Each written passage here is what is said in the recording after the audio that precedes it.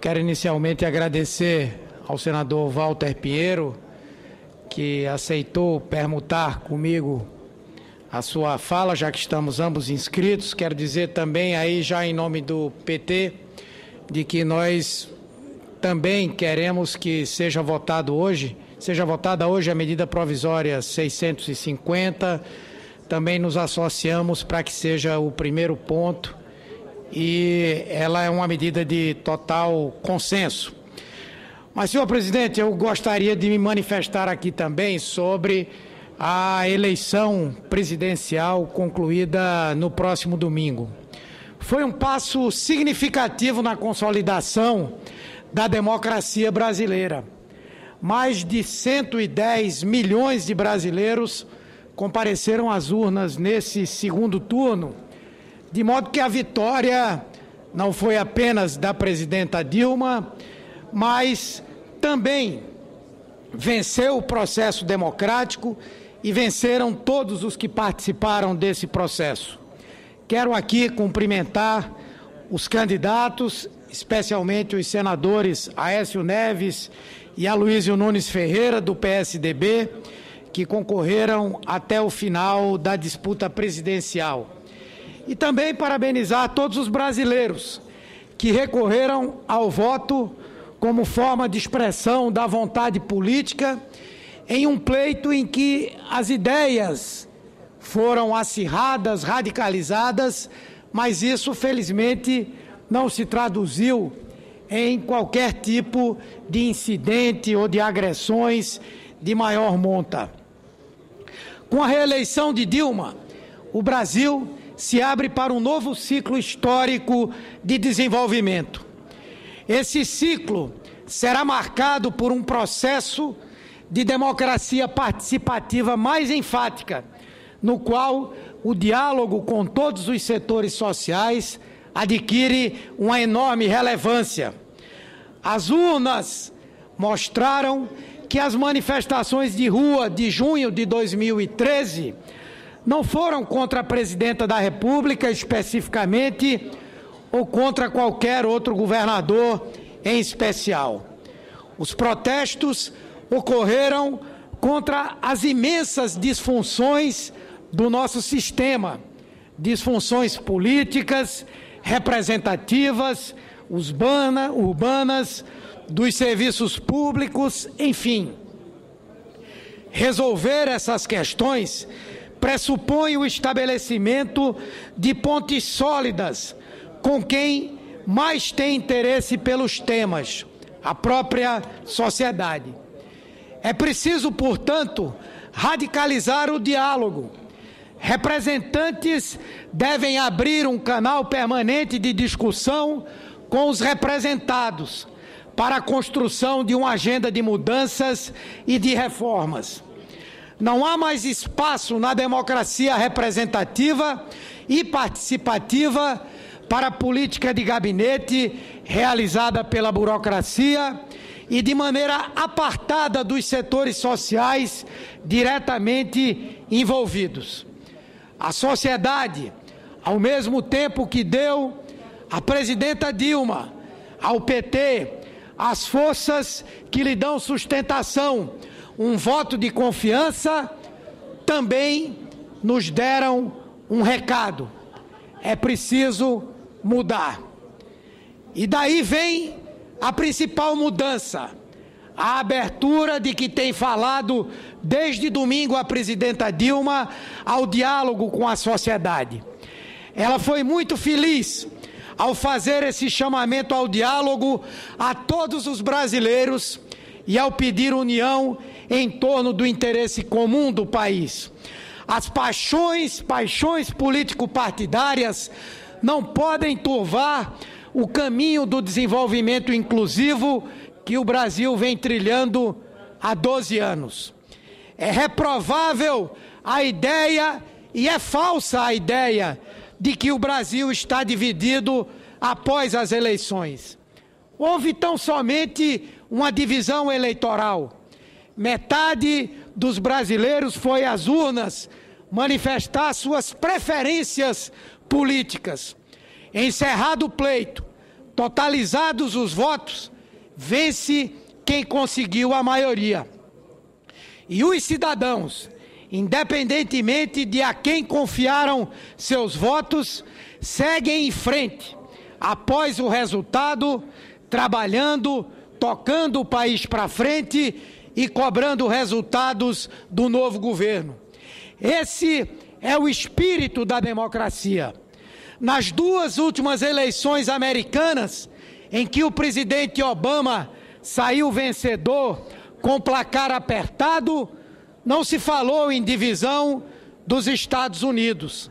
Da mesma forma, na eleição francesa de 2012, o atual presidente, François Hollande, venceu o postulante à reeleição, Nicolas Sarkozy, por um percentual similar ao do nosso segundo turno aqui no Brasil. E ninguém falou em divisão da França. Então, não há que se falar em divisão do Brasil. O momento é de união para implementarmos as bases em favor desse novo ciclo.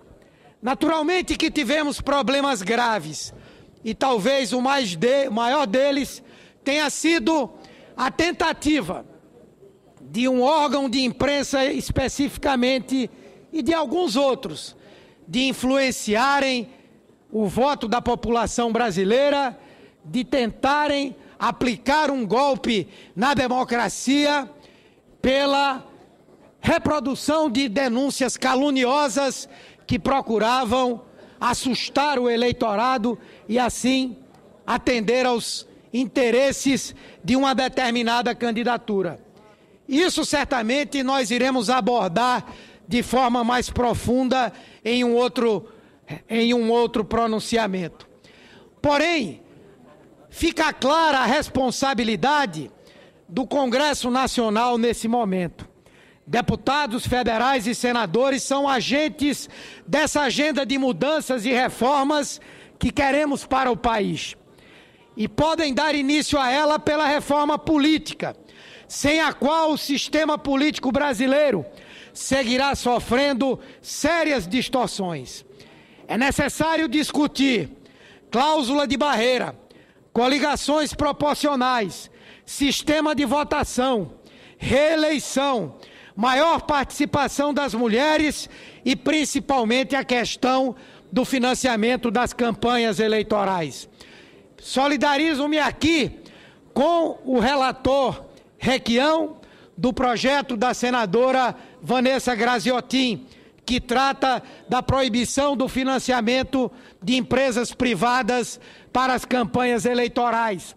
Mas quero aqui também cobrar do excelentíssimo senhor ministro do Supremo Tribunal Federal, Gilmar Mendes, que recoloque em pauta, após a vista que solicitou da decisão do Supremo Tribunal Federal, que trata da ação direta de inconstitucionalidade quanto ao financiamento privado de campanha, privado de empresas, que coloque para que o Supremo Tribunal Federal possa definitivamente dar seguimento a essa votação e tomar uma ação definitiva que aborde e mostre a inconstitucionalidade desse tipo de financiamento, que tem sido o principal responsável por boa parte dos escândalos acontecidos